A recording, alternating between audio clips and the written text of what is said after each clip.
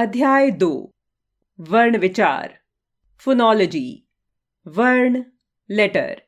निम्नलिखित शब्दों को ध्यानपूर्वक पढ़िए तथा समझिए।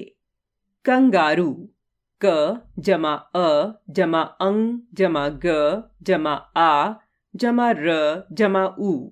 7 वर्ण। विद्यार्थी, व जमा ई जमा द जमा य जमा आ जमा र जमा थ जमा ई। 8 वर्ण।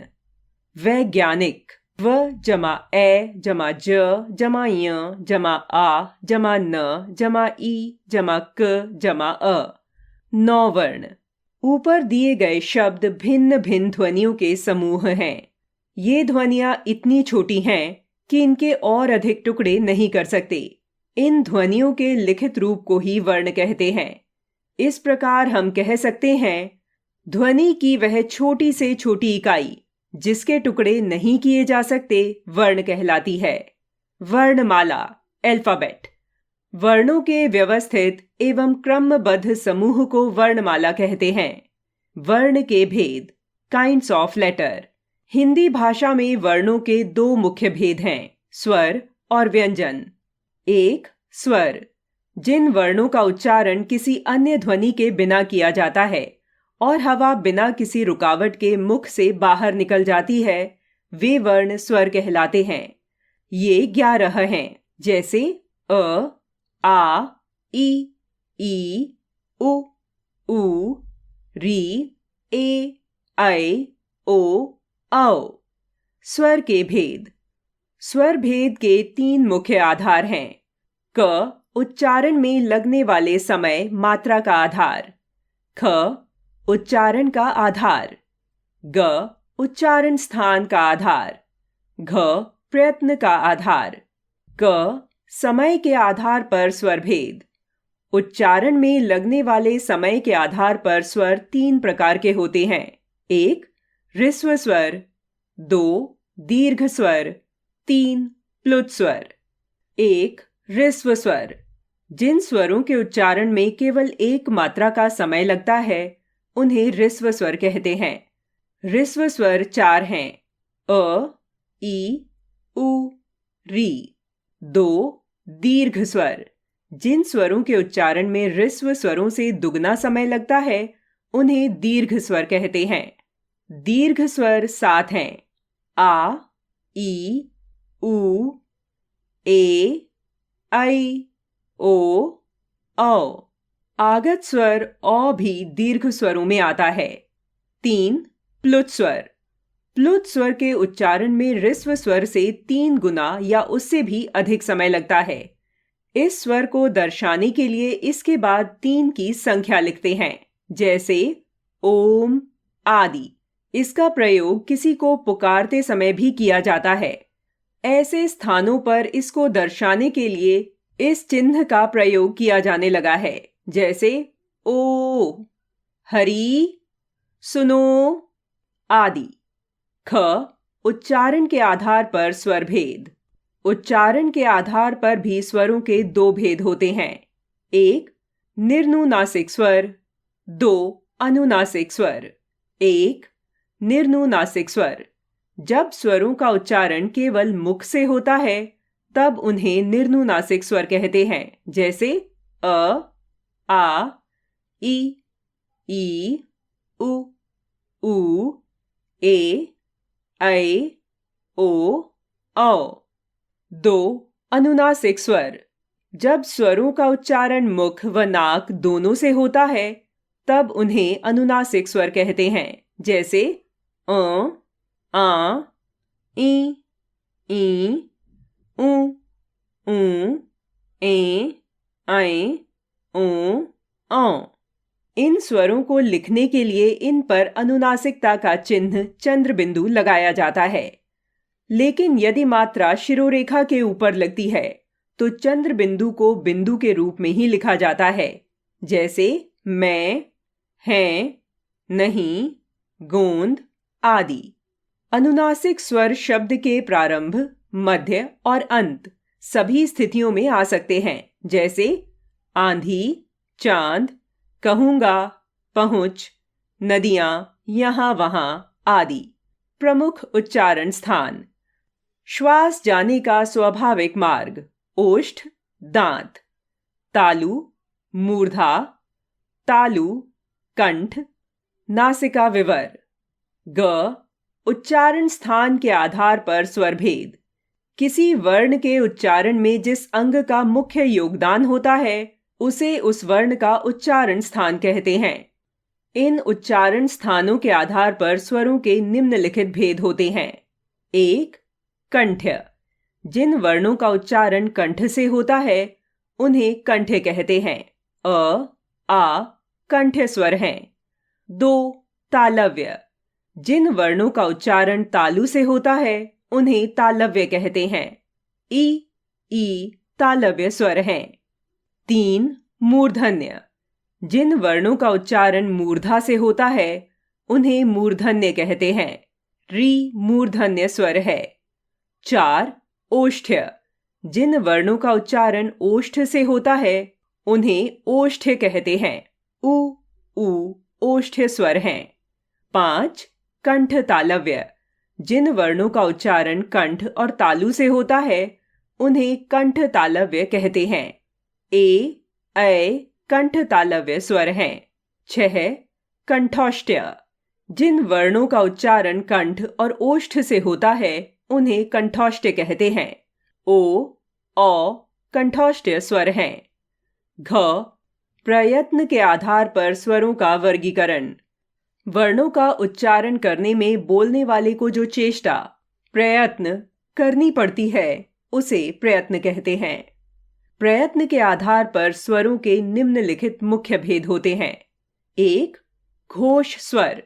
सभी स्वरों के उच्चारण में स्वर तंत्रियों में कंपन, नाद अथवा घोष होता है, इसलिए सभी भाषाओं के सभी स्वर घोष होते हैं। 2. विवृत। जब उच्चारण में मुंह खुला होता है और संपूर्ण वायुमार्ग एक विवर सुरंग के रूप में होता है तो इस प्रयत्न को विवृत कहते हैं। सभी स्वर विवृत होते हैं। मात्रा, साइंस ऑफ वॉवल्स। स्वरों को जब व्यंजन के साथ मिलाकर लिखा जाता है तो उनका स्वरूप बदल जाता है। स्वरों के इस बदले हुए रूप को ही मात्रा कहते हैं। हिंदी भाषा में निम्नलिखित स्वरों की मात्राएं होती हैं जिन्हें व्यंजनों के साथ मिलाकर प्रयोग किया जाता है। क्रम, स्वर, मात्रा। मात्रा का प्रयोग। उदाहरण: 1. अ की कोई मात्रा नहीं होती। क, कल, मल, जल, नल। 2. आ की मात्रा। का, काल, गाल, दाल, दादा। 3. ई की मात्रा। की, किन, गिन, गिर, तिल। 4. ई की मात्रा। की, कील, कीट, नील, मील। 5. उ की मात्रा। कु, कुल, गुल, पुल, कुमकुम। 6. ऊ की मात्रा। कू, कूल, भूल, जून, फूल। 7. री की मात्रा। क्री, कृषि, कृति, वृक्ष, दृश्य। 8. ए की मात्रा। के, केला, मेला, ठेला, पेड़ा। 9. ऐ की मात्रा। कै, कैसा, मैला, गया, मया। 10. ओ की मात्रा। को, घोड़ा, मोड़ा, तोड़ा। 11. औ की मात्रा। कौ, कौवा, रौनक, दौलत, मौसा। याद रखिए, अ वर्ण की कोई मात्रा नहीं होती है। यह व्यंजन के साथ उसके सामान्य रूप में जुड़ा रहता है। इसके मेल के बिना व्यंजन का उच्चारण नहीं किया जा सकता। जैसे क जमा अ बना क, च जमा अ बना च, प जमा अ बना प, ट जमा अ बना ट, स जमा अ बना स। अयोगवाह। हिंदी वर्णमाला में स्वरों के बाद 2 वर्ण और भी होते हैं, अंग और अह। इनका उच्चारण अकार आदि की सहायता से होता है, इसलिए इन्हें अयोगवाह कहते हैं। अनुस्वार। जिस ध्वनि के उच्चारण में वायु केवल नाक से बाहर आती है उसे अनुस्वार कहते हैं। इसको लिखते समय वर्ण के ऊपर बिंदु लगाते हैं, जैसे रंग, भंग, अंग आदि। विसर्ग। इसका प्रयोग स्वतंत्र रूप से कहीं नहीं होता। इसका उच्चारण आधे ह के समान होता है। इसे विसर्ग चिन्ह द्वारा दर्शाया जाता है। इसका प्रयोग सबसे अधिक संस्कृत भाषा में होता है, जैसे प्रातः, प्रायः, अतः, पुनः आदि। अनुनासिक। जिन स्वर वर्णों के उच्चारण में वायु नाक और मुंह दोनों से एक साथ बाहर आती है उन्हें अनुनासिक कहते हैं। इन्हें लिखते समय वर्ण के ऊपर चंद्रबिंदु लगाते हैं, जैसे भांग, आंख, 5 आदि। 2. व्यंजन। वे वर्ण जिनका उच्चारण करते समय वायु जीभ, तालु तथा कंठ आदि मुख के विभिन्न अंगों से टकराकर बाहर निकलती है, अर्थात मुख से निकलने वाली वायु में अवरोध उत्पन्न होता है, उन्हें व्यंजन कहते हैं। व्यंजनों को बोलते समय स्वरों की सहायता लेनी पड़ती है, क्योंकि व्यंजनों की ध्वनियां स्वतंत्र नहीं होती हैं। इनकी संख्या क से लेकर ह तक 33 है। व्यंजन के भेद। व्यंजन के भेद कई आधारों पर किए जाते हैं। 1. स्पर्श के आधार पर। इस आधार पर व्यंजनों के निम्नलिखित भेद होते हैं। क. स्पर्श व्यंजन। जिन व्यंजनों को बोलते समय जीभ मुख से कंठ, ओष्ठ, मूर्धा, दांत, तालु आदि भागों को स्पर्श करती है, वे स्पर्श व्यंजन कहलाते हैं। स्पर्श व्यंजनों के अंतर्गत निम्नलिखित 25 वर्ण आते हैं, जिन्हें 5 वर्गों में विभाजित किया गया है। स्पर्श व्यंजन: क वर्ग, क, ख, ग, घ, अंग। च वर्ग: च, छ, ज, झ, ञ। ट वर्ग: ट, ठ, ड, ढ, ण। त वर्ग: त, थ, द, ध, न। प वर्ग: प, फ, ब, भ, म। ख. अंतःस्थ व्यंजन। जिन व्यंजनों के उच्चारण में जीभ मुंह के विभिन्न भागों को पूरी तरह स्पर्श नहीं करती, उन्हें अंतःस्थ व्यंजन कहते हैं। य, र, ल और व 4 अंतःस्थ व्यंजन हैं। इनका उच्चारण जीभ, तालु, दांत और ओठों के स्पर्श से होता है। इन्हें अर्ध स्वर भी कहते हैं। ग. ऊष्म व्यंजन। जिन व्यंजनों के उच्चारण में वायु मुख में रगड़ खाकर ऊष्मा उत्पन्न करती है, उन्हें ऊष्म व्यंजन कहते हैं। श, श, स तथा ह 4 ऊष्म व्यंजन हैं। इन्हें संघर्षी व्यंजन भी कहते हैं। घ. उत्क्षिप्त व्यंजन। ये वे व्यंजन हैं जो स्पर्श व्यंजन में ही समाहित रहते हैं। उत्क्षिप्त व्यंजन ड़ तथा ढ़ 2 हैं। ये ड तथा ढ के विकसित रूप हैं। ये किसी शब्द के प्रारंभ में नहीं आते, बल्कि बीच में या अंत में आते हैं, जैसे ड़। बड़ा, घड़ा, सड़क, भड़क आदि। ढ़. गढ़, पढ़, पढ़ाई, चढ़ाई आदि। उपर्युक्त व्यंजनों के अतिरिक्त हिंदी वर्णमाला में कुछ अन्य व्यंजन भी होते हैं। संयुक्त व्यंजन।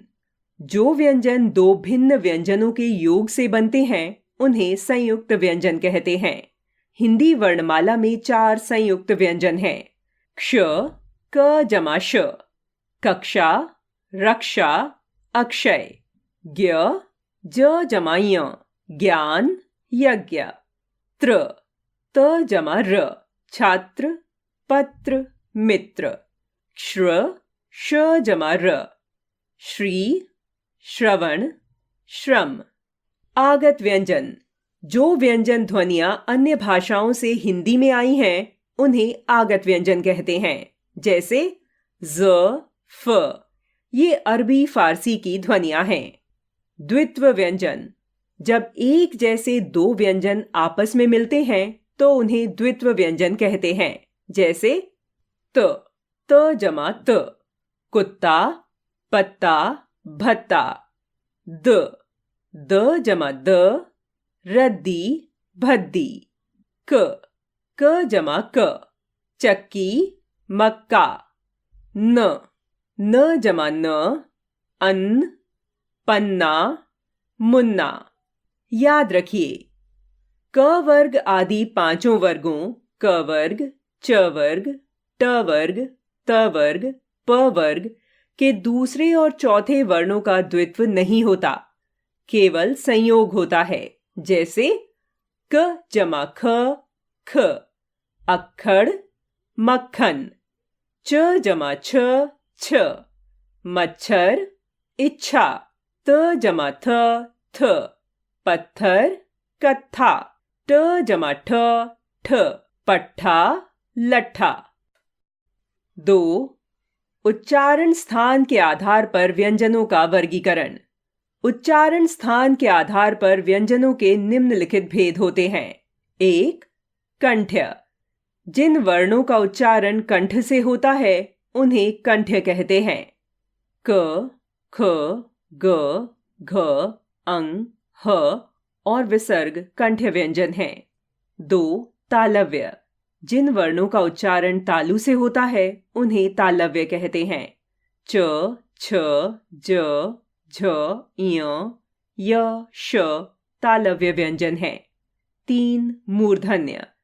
जिन वर्णों का उच्चारण मूर्धा से होता है उन्हें मूर्धन्य कहते हैं। ट, ठ, ड, ढ, न, र, श मूर्धन्य व्यंजन हैं। 4. दंत्य। जिन वर्णों का उच्चारण दांतों से होता है उन्हें दंत्य कहते हैं।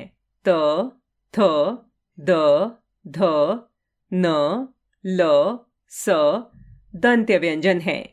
5. ओष्ठ्य। जिन वर्णों का उच्चारण ओष्ठ से होता है उन्हें ओष्ठ्य कहते हैं। प, फ, ब, भ, म ओष्ठ्य व्यंजन हैं। 6. नासिक्य। जिन वर्णों का उच्चारण नासिका से होता है उन्हें नासिक्य कहते हैं। अंग, य, ण, न, म नासिक्य व्यंजन हैं। 7. दंतौष्ठ्य। जिन वर्णों का उच्चारण दांत और ओष्ठ से होता है उन्हें दंतौष्ठ्य कहते हैं। वह दंतौष्ठ्य व्यंजन है। 3. प्रयत्न के आधार पर व्यंजनों का वर्गीकरण। व्यंजनों में प्रयत्न 3 रूपों में होता है। स्वर तंत्रियों में कंपन, श्वास की मात्रा, श्वास का अवरोध। इन तीनों आधारों पर व्यंजनों का वर्गीकरण इस प्रकार है। पहला, स्वर तंत्रियों के कंपन के आधार पर व्यंजनों के भेद। स्वर तंत्रियों के कंपन के आधार पर व्यंजनों के 2 भेद होते हैं, घोष और अघोष। अ, घोष।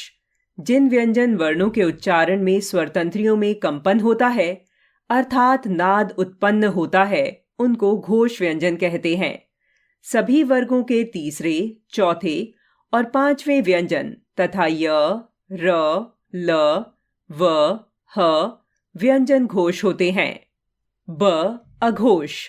जिन व्यंजन वर्णों के उच्चारण में स्वरतंत्री में कंपन नहीं होता उन्हें अघोष व्यंजन कहते हैं। सभी वर्गों के पहले और दूसरे तथा श, श और स व्यंजन अघोष होते हैं। 2.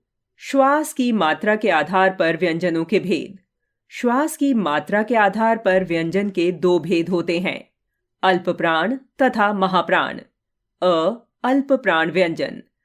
जिन व्यंजनों के उच्चारण में श्वास वायु कम मात्रा में बाहर निकलती है उन्हें अल्प प्राण व्यंजन कहते हैं। वर्गों के पहले, तीसरे और पांचवें व्यंजन तथा य, र, ल, व अल्प प्राण होते हैं। ब महाप्राण व्यंजन। जिन व्यंजनों के उच्चारण में श्वास वायु अधिक मात्रा में बाहर निकलती है उन्हें महाप्राण व्यंजन कहते हैं। वर्गों के दूसरे और चौथे तथा ह, श, श, स व्यंजन महाप्राण होते हैं। तीसरा, श्वास के अवरोध के आधार पर व्यंजनों के भेद। वर्णों का उच्चारण करते समय श्वास वायु में कहाँ और कैसे अवरोध उत्पन्न होता है, इस आधार पर व्यंजनों के निम्नलिखित भेद होते हैं। अ स्पर्शी, क, ख, ग, घ, ट, ठ, ड, ढ, त, थ, द, ध, प, फ, ब, भ, क। ब संघर्षी, स, श, श, ह, ख, ज, फ। स स्पर्श संघर्षी, च, छ, ज, छ। द नासिक्य, अं, य, ण, न, म। य पार्श्विक, ल। र उत्क्षिप्त, ड़, ढ़। ल प्रकंपित, र। व अर्धस्वर, य, व। र का प्रयोग। यूज ऑफ र। र वर्ण के प्रयोग की स्थिति सबसे भिन्न है। इसका प्रयोग कभी तो वर्ण के ऊपर और कभी वर्ण के नीचे होता है। इसका प्रयोग इस प्रकार से होता है। एक, यदि आधे व्यंजन के बाद र जुड़ता है तो यह उसके नीचे प्रयुक्त होता है। इसे पदेन कहते हैं। जैसे प जमा र, प्र, प्रथम, प्रकाश, प्राप्त। ग जमा र, ग्र, ग्रह, ग्रीवा, ग्रहण। दो, ट, ठ, ड और ढ के साथ र इस रूप में वर्ण के नीचे जोड़ दिया जाता है। जैसे ट जमा र, ट्र, राष्ट्र, ट्रक। ड जमा र, ड्र, ड्रम, ड्राम।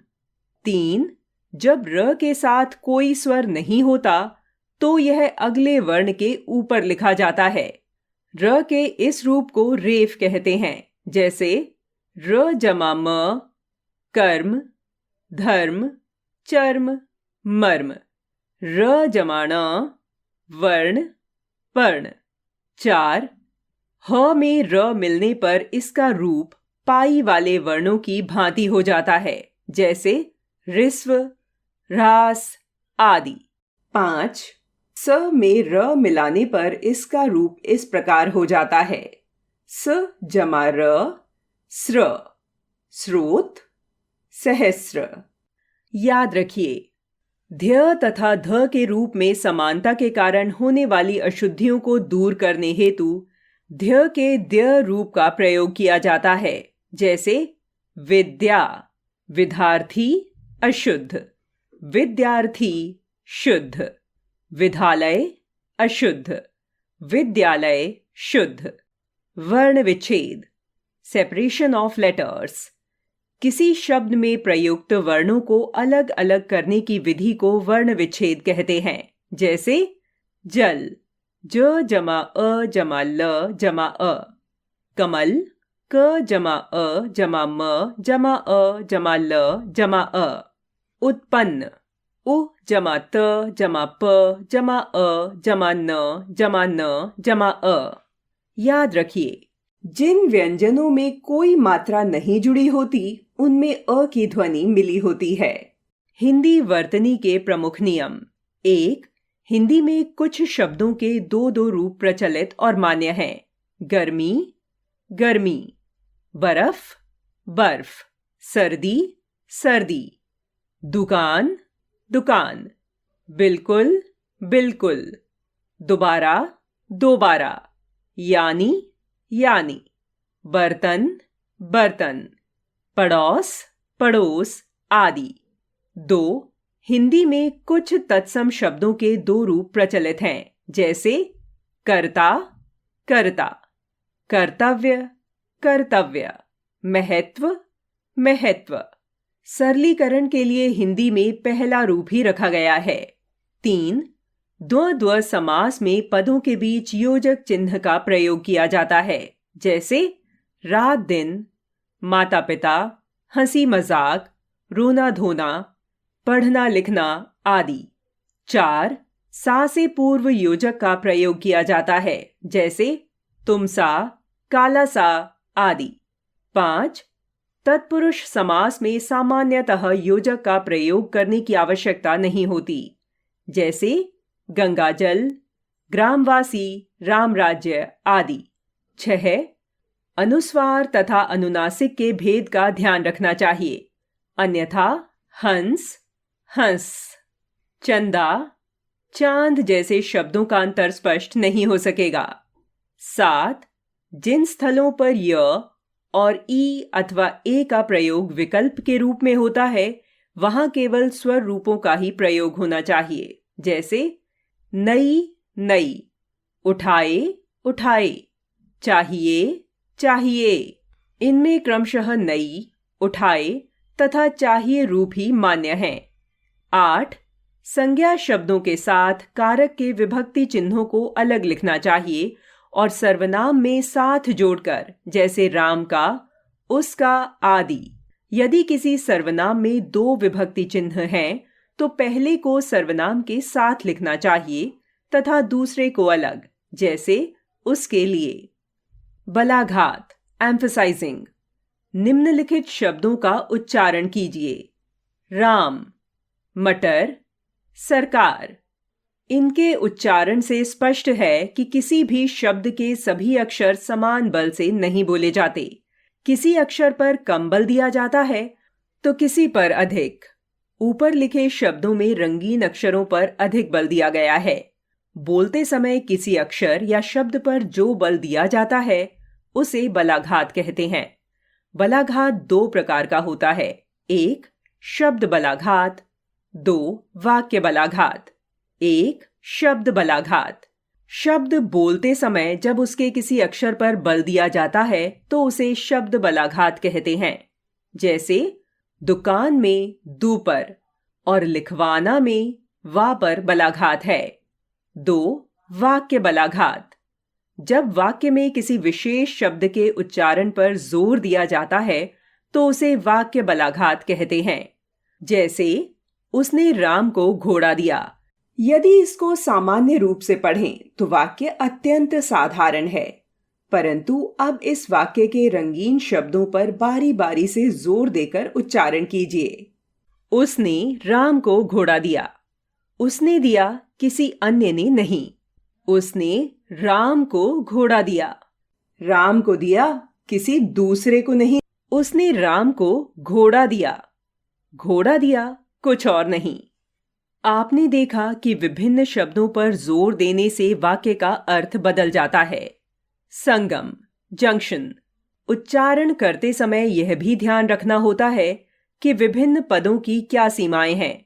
इसी को संगम कहते हैं। संगम से ही निश्चित होता है कि किन शब्दों को एक प्रवाह में एक साथ पढ़ना है तथा किन के बीच में हल्का सा विराम लाना है। इसी विराम का नाम संगम है। दिए गए उदाहरणों पर ध्यान दीजिए तथा दोनों प्रकार के वाक्यों का अंतर समझिए। क, ख। आओ, उससे मिलाते हैं। आओ, हम तुम्हें उससे मिलाते हैं। अरे, अब तो बाहर निकला। वह बहुत देर में घर से निकला। चारों ओर घास उगाई है। मैंने चारों ओर घास उगाई है। तुम्हारे मन का भाव मैं नहीं समझ पाया। मेरी माला का मन का खो गया। उच्चारण तथा वर्तनी, प्रोनंसिएशन एंड स्पेलिंग। भाषा ज्ञान के अभाव में कभी कभी हम अनेक त्रुटियां कर जाते हैं। ये त्रुटियां बार बार करते रहने पर स्थायी हो जाती हैं और हम उनके शुद्ध अशुद्ध के अंतर नहीं जान पाते। हम जो कुछ मुंह से बोलते हैं वही लिखते हैं और जो लिखते हैं वही बोलते हैं। अशुद्ध बोलने और लिखने के कारण वाक्य के अर्थ बदल जाते हैं। ध्वनि उच्चारण की अशुद्धियां प्रायः लापरवाही के कारण होती हैं। उच्चारण संबंधी अशुद्धियों को पढ़िए और समझिए। मात्रा तथा उच्चारण के कारण अशुद्धियां। अशुद्ध, शुद्ध, गाहक, गाहक, निरोग, निरोग, ज्ञान, ज्ञान, आजकाल, आजकल, दृष्टि, दृष्टि, बीमारी, बीमारी, ऋषि, ऋषि, आभार, आभार। व्यंजन संबंधी अशुद्धियां।